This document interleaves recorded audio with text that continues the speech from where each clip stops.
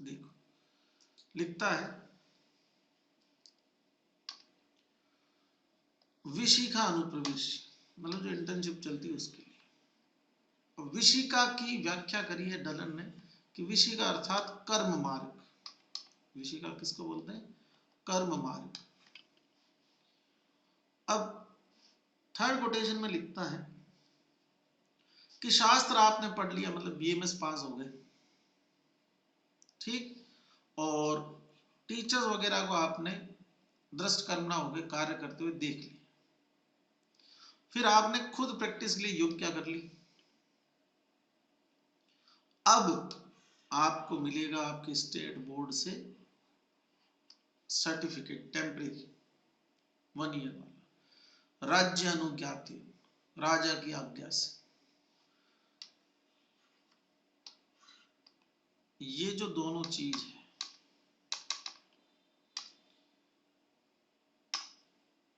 शास्त्रार्थ, दृष्ट कर्मणा और योग, ये तो ड्यूरिंग यूजी कर लिया आपने। यूजी कंप्लीट हो गई, अब आपको टेम्परेरी सर्टिफिकेट मिला, जिसके मिलते ही तुम बोलते हो ना कि नाउ ऑफिशियली डॉक्टर फलाना ढीकड़ा। हाँ, इसी से वालों ने मना कर दिया इस बार ऐसा मत करना, और बोर्ड को भी मना कर दिया कि जब तक इनकी इंटर्न पूरी नहीं हो जाए ये नाम का के डॉक्टर डॉक्टर कुछ नहीं लिखना। तो अब ये स्टेटस कब डालना है? इंटर्नशिप पूरी होने के बाद, और नेक्स्ट का एग्जाम क्लियर करने के बाद। तो सुशील को नेक्स्ट वाला पता नहीं था। नीच नख रोम नाम सूच नाम शुक्ल वस्त्र परिध, एप्रिंग पहन लो। अब उस टाइम छाता और डंडा रखने होते थे पास में, ठीक, और तुम बोलते हो ना कि सर सुश्रुत ने लिखा है शाम को नहीं पढ़ाना, चरक ने लिखा है शाम को नहीं पढ़ाना, तो सुश्रुत ने ये भी लिखा कि इंटर्नशिप में पैसे भी नहीं लेने, बंधु भूते। गवर्नमेंट कॉलेज वाले तो पैसे लेते हैं इंटर्नशिप में, बंधु भूते। इसने इसने बोला इंटर्न तक फ्री काम करना है, उसके बाद में पैसे लेने। नेक्स्ट आगे बढ़ते हैं। आगे बढ़ोगे तो रोग ज्ञान के उपाय आगे देखिए। चरक अनुसार बोलो, रोग परीक्षा कितनी? आज तबियत थोड़ी सी सुस्त है। रोग परीक्षा कितनी? जल्दी बताओ यार, रोग परीक्षा कितनी? और मार डालूंगा सालों। 5 ही तो है, निदान पंचक और रोगी परीक्षा 10वीं रोगी परीक्षा। वाग्भट के अनुसार 3, सुश्रुत के अनुसार 6। सुश्रुत बराबर रोग परीक्षा बराबर 6। और सुनना, अगर सुश्रुत नहीं लिखा हुआ है और लिखा हुआ जाए रोग विज्ञान उपाय कितने, तो उस केस में फर्स्ट आंसर भी 6 ही जाए, क्योंकि साहब लिखा है रोगाणाम विज्ञान उपाय। अब सुनो गौर से, चरक संहिता में ऐसा कुछ पढ़ा दिमाग में कहीं, इससे संबंधित ऐसी कोई बात इससे मिलती जुलती? बोलो, चरक संहिता में इससे मिलती जुलती कोई बात पढ़ी तुमने? ये रोग, जैसे इसमें रोग विज्ञान, फिर आंसर ही आ जाएगा, मैं बोल दूंगा। चरक संहिता में कुछ पढ़ा? जल्दी बताओ यार, चरक संहिता में इससे संबंधित कोई बात पढ़ी क्या तुमने? विमान स्थान में त्रिविध ज्ञान उपाय, चरक ने क्या बोला है विमान में?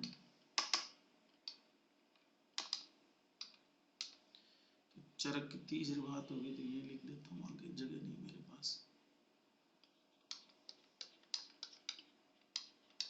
रोग ज्ञान उपाय बराबर 3, कौन नहीं है?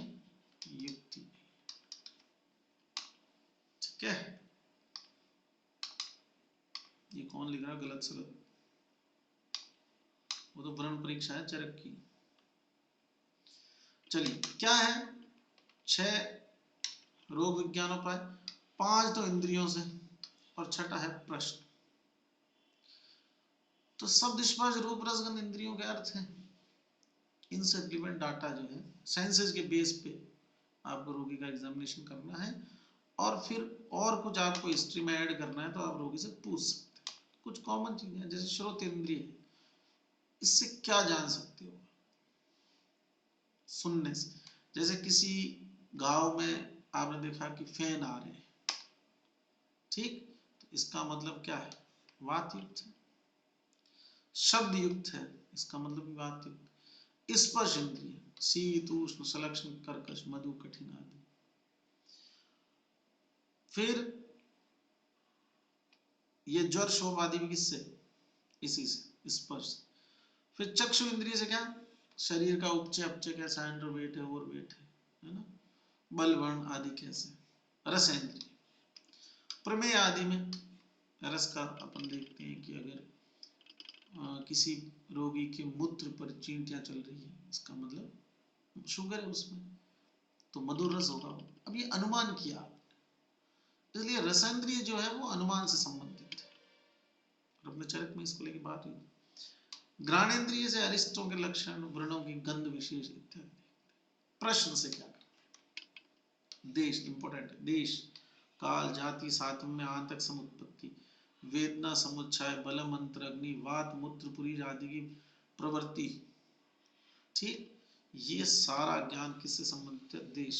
और वो पूछेगा तो यही पूछेगा, बाकी तो उसको पता है, तुम आंसर कर दो। देश काल जाति कहाँ से आए हो, है ना, और सातम में क्या क्या है, आपको पहली बार डिजीज कब हुई, रात के कितने बजे ये होना शुरू हुआ, उसके बाद क्या हुआ, तो इसको अपने क्रोनोलॉजिकल ऑर्डर में हिस्ट्री को लिखते, वो प्रश्न, ठीक। नेक्स्ट आगे, अच्छा ये प्रश्न वाले मैंने मेंशन भी करे, देश काल जाति सातम्य आंतरिक समुत्पत्ति वेदना समुच्चय बल अंतर अग्नि और वात मूत्र पुरी आदि की प्रवृत्ति काल प्रकाश आदि। चरक ने बल और अंतर अग्नि के संदर्भ में कहा था कि ये अनुमान से जानने योग्य है, लेकिन इसने प्रश्न से जानने योग्य बताया, ठीक। चलिए विमर्श में योग रत्नाकर ने अष्टविध परीक्षा दी, उसके बारे में लिख लेना डायरी में। योग रत्नाकर अष्टविध जो परीक्षा दी है रोगों की, वो क्या है, नाड़ी मल मूत्र जीवा शब्द स्पर्श दृक आकृति। नाड़ी मलमूत्र जीवा शब्द स्पर्श दृक आकृति, ये अष्टविध रोग परीक्षा किसने बताई है, योग रत्नाकर की देन है। और लिखना चाहो थोड़ा सा अगर और लिख लो इसमें, क्या देखो योग रत्नाकर काल क्या बाबू, पुराने वाले बताओ, देखो योग रत्नाकर काल, और लेखक भी बता देना इसका कौन है। तो उसने अष्टविध परीक्षा बताई, अष्टविध परीक्षा इसकी देन है योग रत्नाकर की, ठीक है। इन अष्टविध परीक्षाओं में पहली परीक्षा है नाड़ी परीक्षा, लेकिन नाड़ी परीक्षा किसकी देन है, योग रत्नाकर काल लिख दिया 17वीं शताब्दी, और लेखक अज्ञात है, या मयूरपाद भिक्षु नामक कोई व्यक्ति है। नाड़ी परीक्षा का वर्णन शारंगधर ने 13वीं शताब्दी में ही कर दिया था,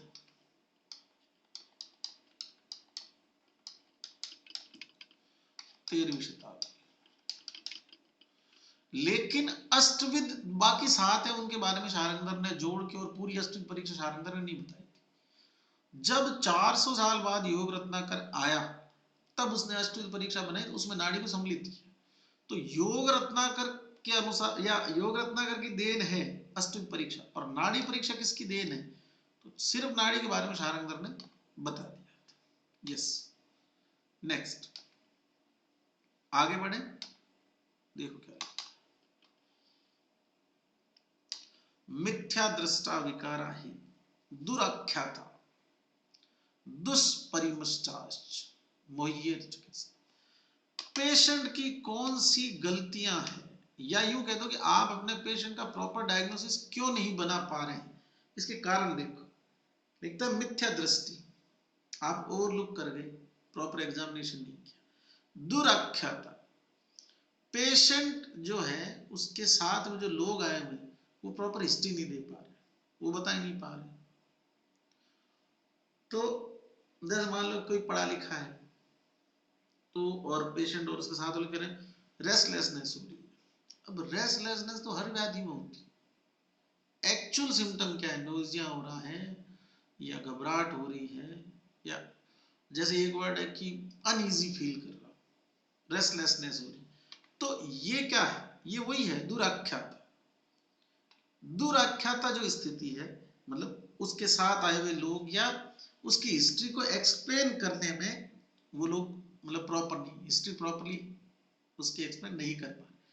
फिर लिखा है दुष्ट परिमर्श। अब ये रोगी खुद के बारे में है कि रोगी जो है वो खुद ठीक से बता नहीं पा रहा है कि मेरे साथ क्या हो रहा है, या वो क्रोनोलॉजिकल ऑर्डर में चीजों को नहीं बता पा रहा। तो ये मोहिए, ये जो टुकड़ा है इसका रेफरेंस आपको ध्यान रखना। नेक्स्ट अगला है साध्य याप्य असाध्य।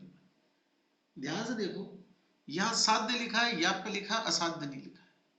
तो अगर आपसे पूछा जाए कि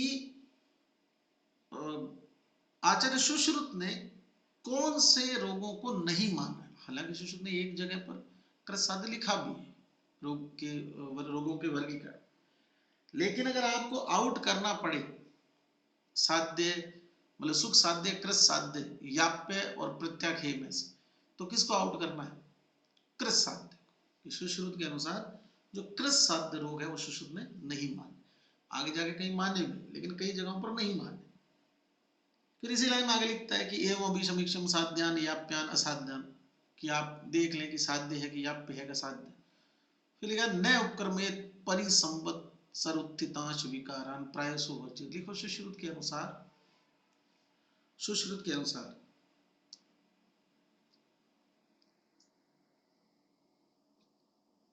सुश्रुत के अनुसार एक वर्ष पुराने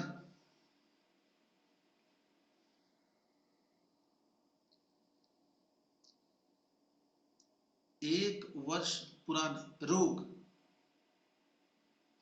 प्राय करके, एक वर्ष पुराने रोग प्राय करके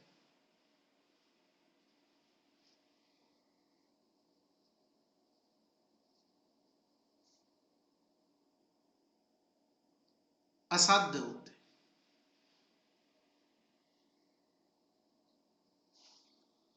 प्राय का मतलब है कि एक वर्ष पुराने कुछ रोग कृत साध्य, और जैसे रक्तज गुण 10 माह है तो लगभग एक वर्ष जैसा ही, तो वो साध्य भी हो जाता है। तो यह प्राय शब्द जो है वो अपवादों से बचने के लिए इन्होंने यूज करा। चलिए नेक्स्ट, जो कैमरा बंद पड़ेगा,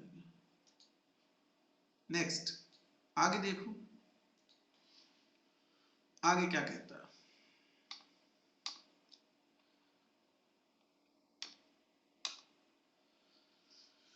यहां पर कुछ जो साध्य व्याधियां हैं, मतलब कुछ लोगों की साध्य व्याधियां भी दुष्चिकित्सा होती है।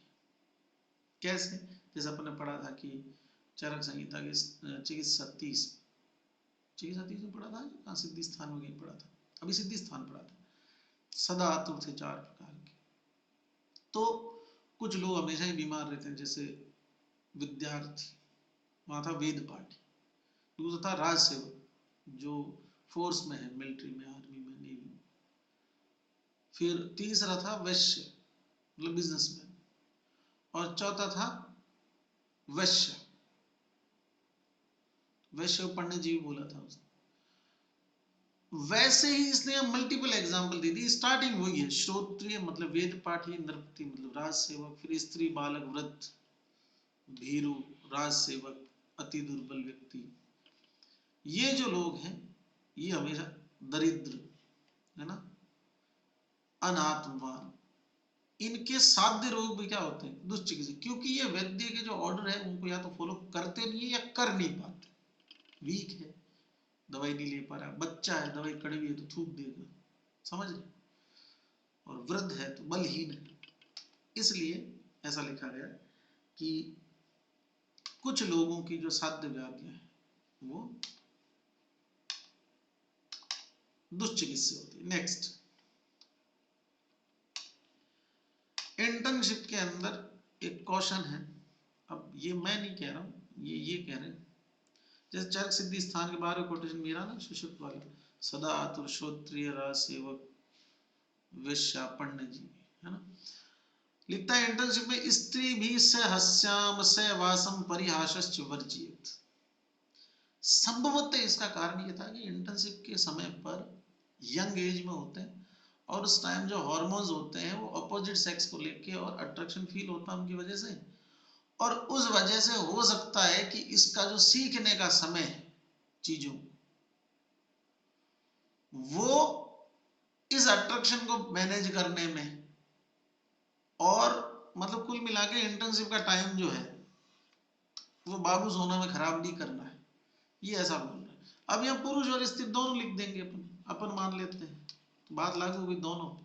ये लाइन आती, स्त्री भी से अष्टम से वासम परिहर्षवद्य, किसके लिए बोला है, विषय का अनुप्रवेश के समय, और बोला है सिर्फ टिफिन साथ में बैठ के खा सकते हैं, ना आदेम अन्नाद अन्नम विशद, समझ पा रहे बात।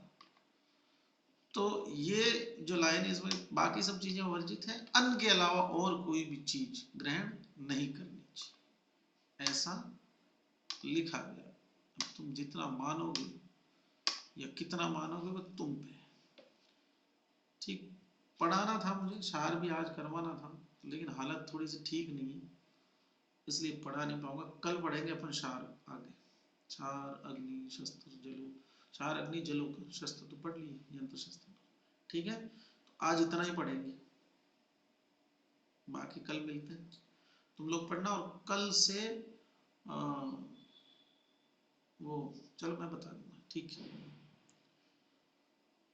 ठीक है, पढ़ो।